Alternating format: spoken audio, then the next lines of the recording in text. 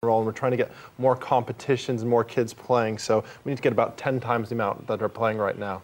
What is the future like for us then? Come on, be honest. Is it? It's going to be a long process. It's going to be something that's going to take between 5 and 10 years, and then from 5 to 10 years time from now, you can judge us harshly. But I think we've got a good future ahead of us. Wouldn't you be better off being a coach than trying to find the talent, teaching? Well, I think it's a combination of the two, because we have to put the coaches and the talent identification people all together under one roof, so everybody's doing the same thing around the country. And if we get everybody on the same program, and the kids involved, and we're trying to take people away from soccer and put them into tennis. Don't do that! Don't do that, Greg. Okay. Don't do that. We need all the players we can get. We want to win the World Cup.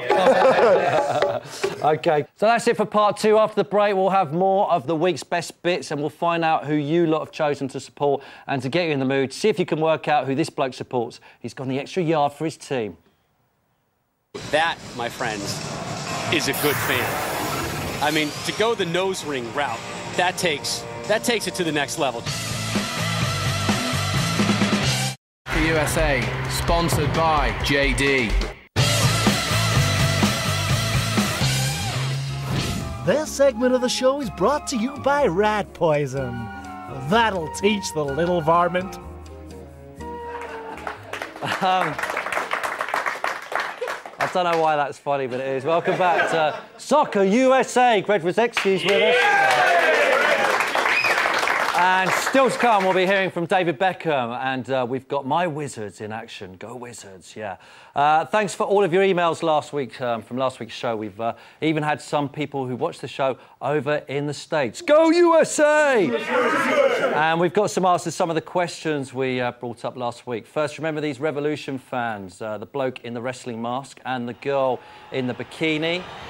We asked why some fans went to games in wrestling masks. Apparently, this is Mexican influence, because there are a lot of Mexican Americans who love their football, who also love wrestling. Unlike WWE wrestlers, Mexican wrestlers wear masks, so the fans have taken the tradition and brought it to football. And still, with that clip, we asked if anyone had the number of the girl in the bikini.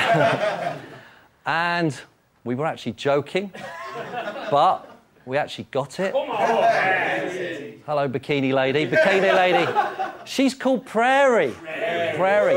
And she lives in Cambridge, Massachusetts. And she had a call last week saying she was on TV over here, and she sent us a picture to prove it was really her. And here she is with her husband, Mike, in his mask. It's like one of those late night shows. We also asked you lot to let us know who you have picked as your MLS team. And before we collected all your emails, me and the boys were having a lager in town and spotted our first UK MLS fan. We generally saw him on the street. His name is Steve. He's a Chelsea fan by day and a Galaxy fan by night. There he is. He supports Galaxy. But who do the rest of you support? We checked all of your emails. We put them in a computer and have come up with some graphs to show who are the best and worst supported MLS teams over here so far. And this is the results.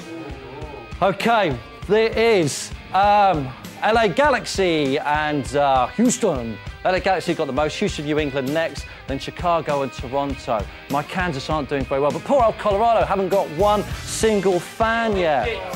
Come on. They play in mauve, burgundy, what colour do you call it? Claret. West Ham fans, Villa fans, Burnley fans, you should support them. If you want to tell us who you're supporting, or if you've got anything you want to share with us, email us at soccerusa@5.tv. So, Greg Rosecki's here with me. Greg, do many of the players on the tour play football? Yeah, a lot of them play football, especially the Spanish guys. You know, you got Nadal, who supports Real Madrid, even though his father or uncle both played for Barcelona. Did he? Yeah, he did. So it's kind of a little bit of a controversy, that one. Is there a lot of discussion about it on tour? Yeah, there's discussion about the Champions League, and especially, you know, when you have the English teams playing the Spanish teams or the Italians and so forth. So there is a lot of banter about football. Who does Federer support, do you know? Basel, FC Basel. Does he? Yeah, yeah.